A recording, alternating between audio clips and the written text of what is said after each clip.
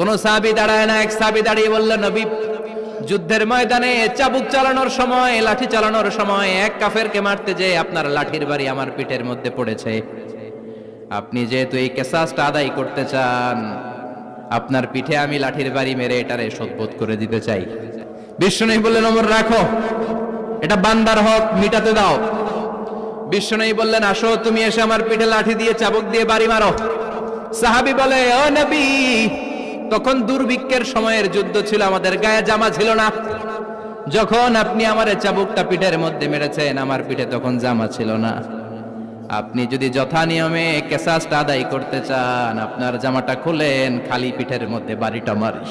বিশ্বনবী উনার জুব্বাটা উপরের দিকে উঠালেন, পিঠের মধ্যে বাড়ি দেওয়ার জন্য ওই সাহাবীকে ডাকলেন। ওই সাহাবী বিশ্বনবীকে পিছন দিক থেকে জড়িয়ে ধরে ওই মোহরে নবুয়তের মধ্যে চুমু দিয়ে ফেলেছে।